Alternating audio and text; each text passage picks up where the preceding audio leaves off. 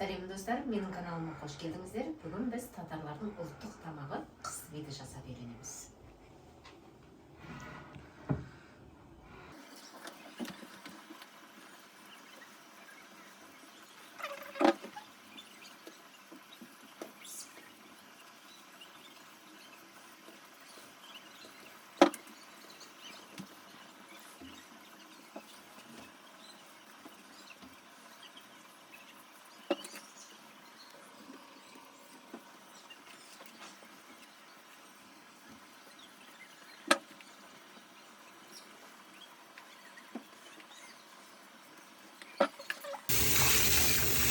Тазалап алған картошкамызды осындай кусок қылып турап, піскенімізге кішкене жылдамырақ болған.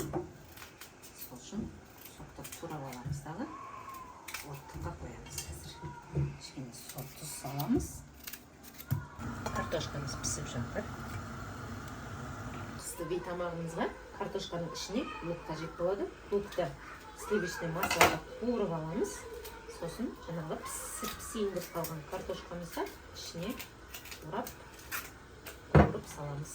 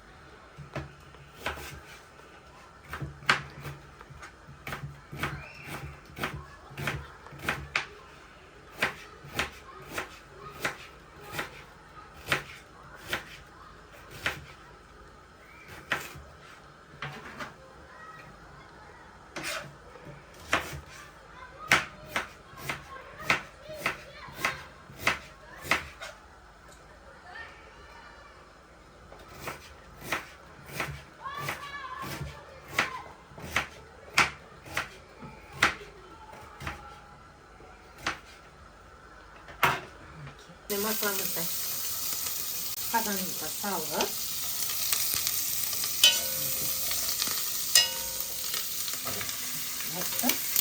жуанымызды осы сливочный маслода қуырамыз. Лугымыз азып алды. Тағы бір 2-3 минут қуырсақ золотистый цвет болады. Біздің лугымыз дайын. Жуамыз. Қызыл қырып сливочный маслода қуырып алдық. Енді осының үстіне мына жаңағы пісірген картошкамызды салып, үстіне кішкене тұз саламыз картошканың. Қара бұрышымыздан кішкене саламыз. Дәмін кетіру үшін. Және де сливочный масломыз. Бұл тамақта бізге керекті ең бастысы сливочный масло. Және де кішкене сүт қосып.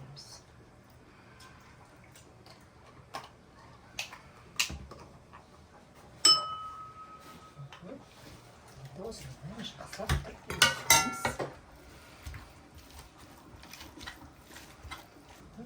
Картошканы пісіріп жатқан кезде картошкаға тұз саламыз. Кішкене тұзды қостым тағы да. Черный перецпен. Дәмін келтіру үшін. Картошкамыз дайын.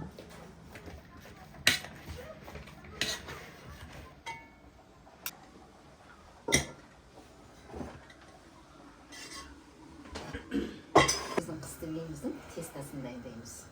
Ол үшін бізге керек қажет заттар сүтіміз, тұзды жылы суымыз, сосын сливочный масломызды ысытып аламыз өстіп. И бір жұмыртқа. Осы бізге жеткілікті. Жұмыртқамызды салып аламыз. Арастыра отырып топленый масломызды құйып аламыз.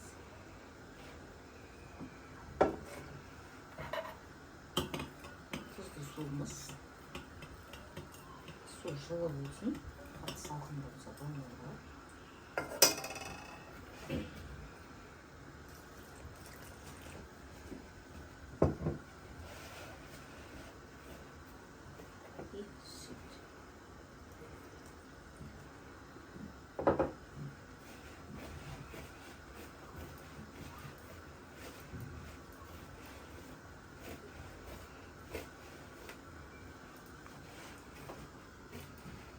тестамыз қатты қалың емес, булка жұмсақ емес. Средний болса болады. Тестамыз қатты емес, жұмсақ емес, орташа. Осы тестамызды енді тұрғызып қоямыз. 15 минуттай тұру керек.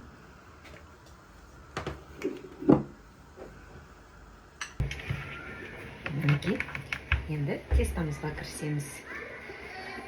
Тестамыздың үйі қанды.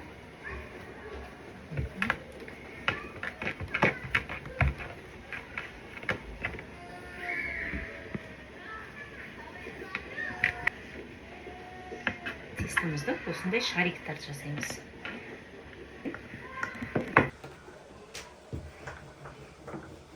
Тестамның объемдары сәл дөңгелек болмай қалды. Ештен кетпейді, ол бізде үй жағдайында жасалатын тағамдар болады. Міндетті түрде тоқталып болмаймыз. Осындай объемда.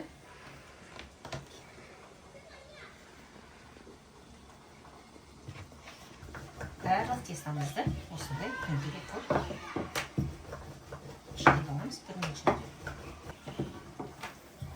Қатты қалың емес, қатты жұқа емес, орташа.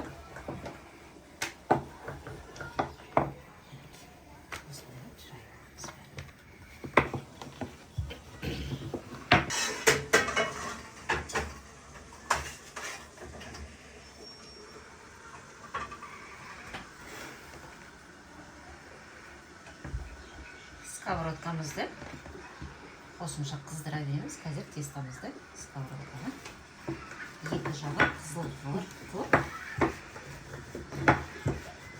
пісіреміз.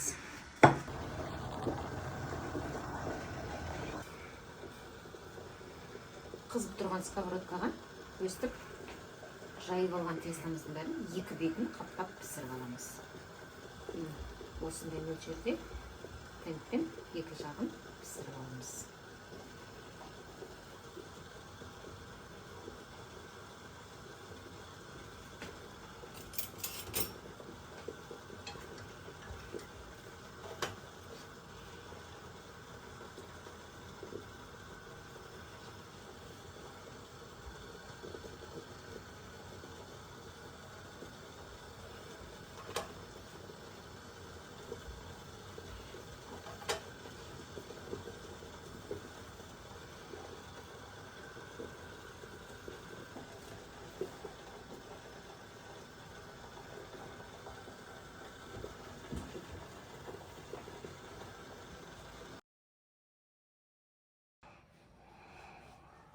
Начинкасын ішіне салып, дайындалу әдісін жасаймыз. Картошканы қыстыбеміздің ішіне былай саламыз. Сосын қыстыбейді былай екі бүктейміз. Екі бүктеп, осының каждый бетіне сливочный масломызды қысып тұрған сливочный масломызды құямыз.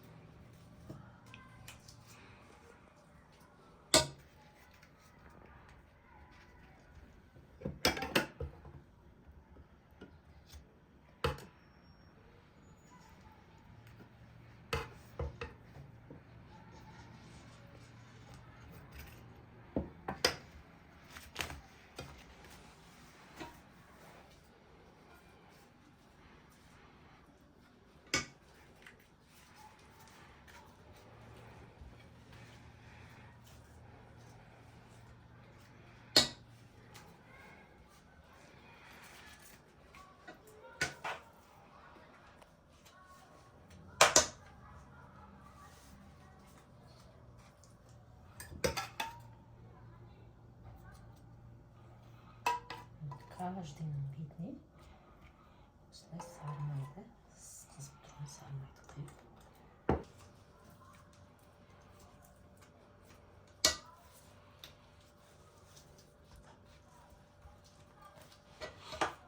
Осының бәрін ішіне салып, болғаннан кейін майымызды құйып алған соң, осының бәрін сковородкаға салып,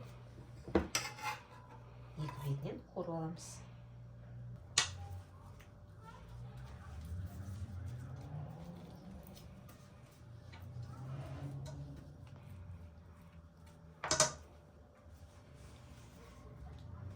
Бұқтырып қойсаңыздар, мына лаваштарыңыздың кейбір қатты жерлері болса, бұқтырғанда полностью жұмсарады.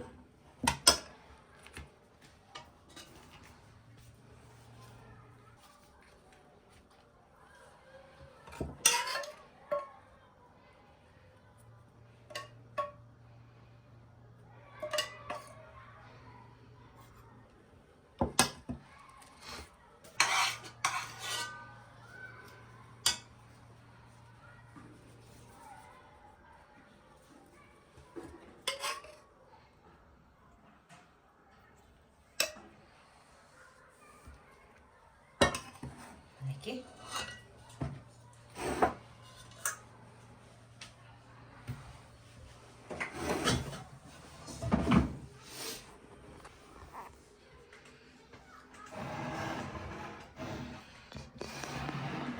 Біздің татарский национальный блюдо қысты би.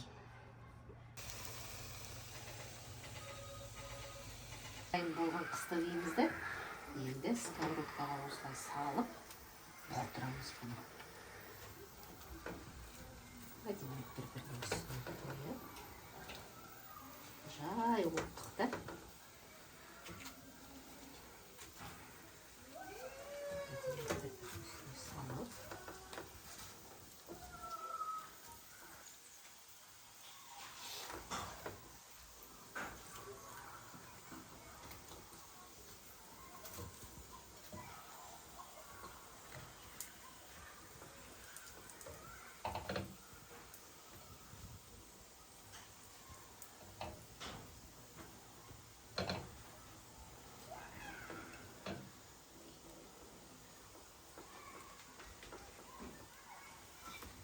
Üstüne kıyılan mayonezde.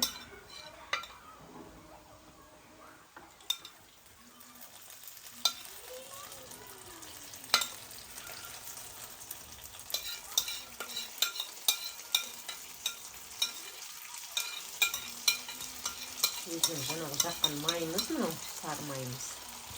Осыны үстіне қойып,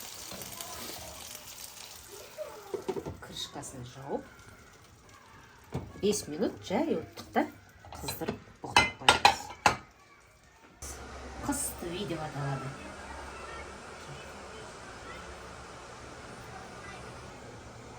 Иісі деген қандай керемет.